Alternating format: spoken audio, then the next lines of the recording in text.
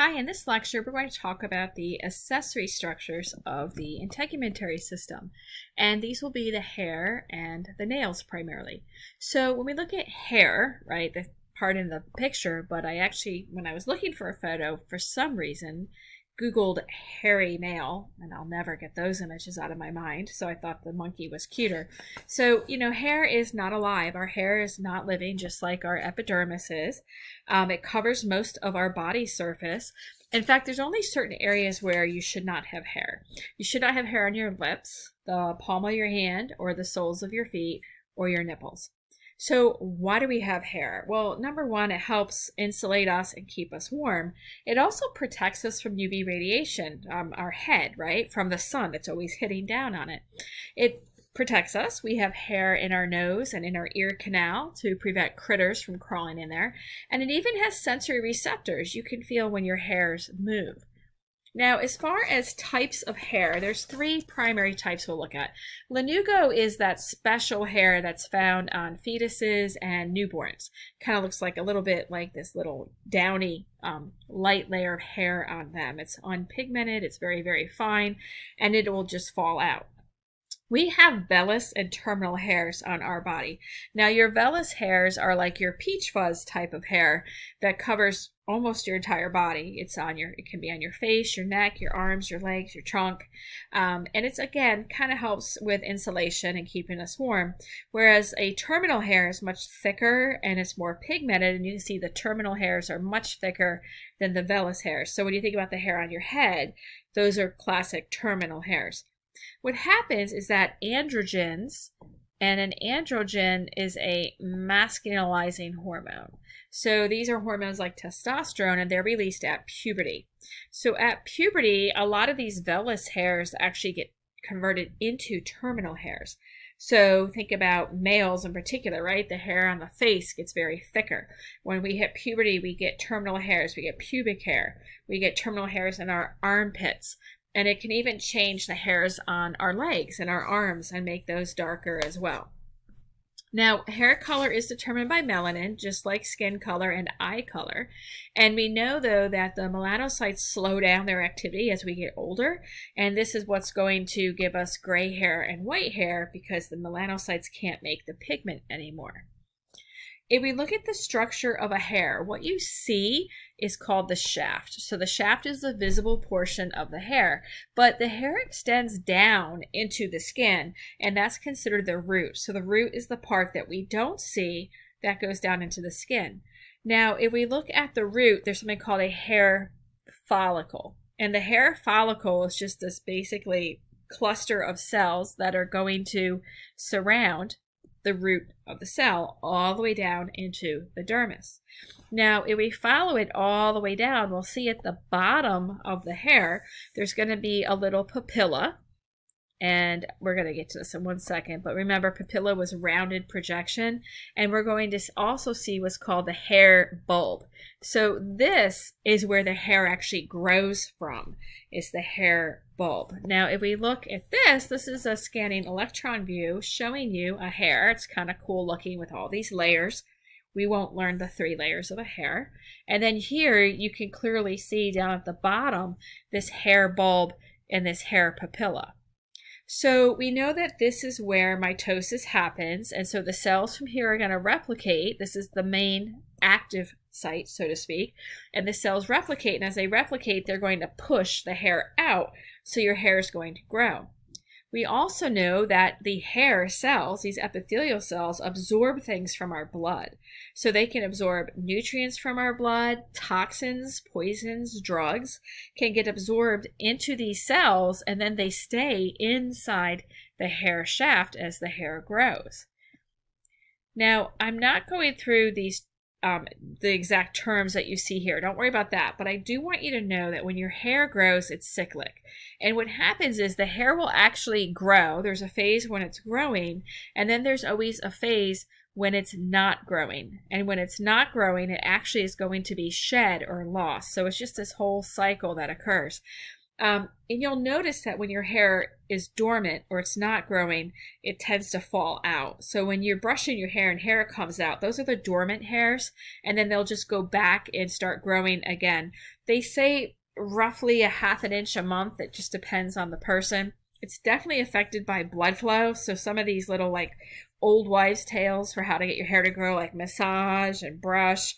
Well, if you massage your head and brush your hair a lot, you're increasing circulation. So maybe it is affected by diet, right? You're making these proteins. So you got to eat well. So you have the protein for your hair to grow.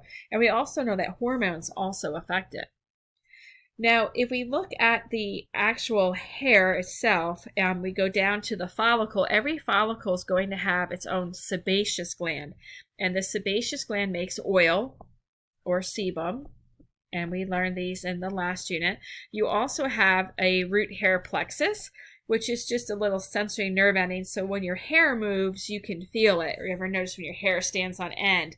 When your hair stands on end and you get goosebumps, that's from this erector pili muscle. So the erector pili muscle is a smooth muscle, meaning we don't control it. And what happens is, in response to fear or excitement or cold, this muscle pulls, and when it pulls your hair straight up. And when it pulls your hair straight up, it pulls the skin down. So you get goosebumps, and you might feel your hair stick up. And the reason why you feel it is because of that root hair plexus. Now, I mentioned that substances enter the cells of our hair. And then as it enters the cells of our hair grows, and those materials are in our hair. So you can do hair testing, hair drug testing. It detects a lot of substances. I'm not going to ask you what's detected, etc. Just basically what happens is they say roughly about 3 weeks after you expose yourself to something, it's in your hair. So it circulates, it gets in your body, it gets in your blood, those cells take it up, and it can be detected in your hair 90 days later. So hair is sometimes done because it gives you a bigger time frame to look if there was drug use, whereas a typical urine test is more like a short term. They can also do the hair testing for poisons. So maybe you suspect arsenic poisoning, the person has passed away, they can do a hair analysis to look for that as well. Just a couple hair disorders, and I'm just going to move my face back here. So just a few that you may have heard of. Alopecia is a term for like thinning hair. And when we look at alopecia, there's many types of it. You can see a healthy hair, and there's one called alopecia areata, which you have in your notes. And so that's usually due to extreme stress. So what can happen in this is an individual's under extreme stress, and it causes a thing with your immune system. Sometimes the immune system starts to attack the hair follicle, and then it kills the hair follicle, and usually you have what's called diffuse hair loss. You tend to lose it in patches. Now, male pattern baldness is a little bit different. It's genetic, definitely has a genetic link, and it's due to testosterone. Now, this is fairly common in men. In fact, more than 50% of men over the age of 50 years old, so 50-50 here, are going to experience male pattern baldness in one form or another.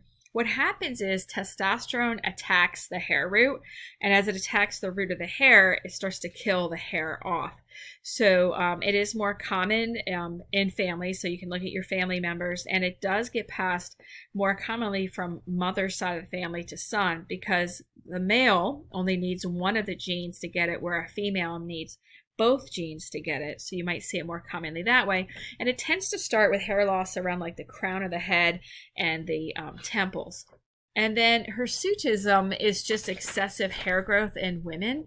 And so this is usually due to having too many androgens. So again, androgens are just like a masculinizing hormone. They're like testosterone.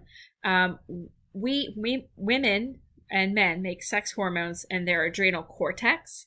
But we don't make a lot of them. But if extra were being made, it could cause the hair growth to mimic more like a male hair growth in a biological female.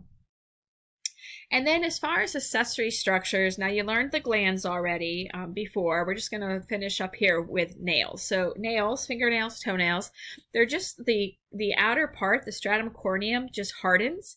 So they're just the cornified or hardening of that outer layer. Obviously, they're here for protection. Now, if you look at the nail, by the way, the body is the main part of the nail that you see. And then you'll see this little lunula. It looks like a little half moon shaped area. It's just where the epidermis is a little bit thicker. And then you have what's called the eponychium and the hyponychium. I don't name these things. So the hyponychium is just the distal part. It's just the main part that's underneath the nail. And then the eponychium is all the way down here, and that's your cuticle. So they're just tissues around the nail. And then the root, by the way, is deep. You can't see the root, but that's where the nail actually grows. And just know that you can look at some changes in nails. It gives you a little bit of information about a person's health. So they say that if you look at the fingernails and they're like yellowish, it could show respiratory disease. If they club, like they're curved, that's also common with lung and cardiovascular diseases. As far as white spots under your nails, it doesn't mean a vitamin deficiency. From what I've understand, it just means that you've hit your nail on something before. So it's just showing like previous damage. And then make sure that you understand the sweat glands and the oil glands and the mammary and ceruminous. We talked about them as in the last unit, but they're also associated with the integumentary system, so you should just review their function. And this concludes our lecture on the accessory organs.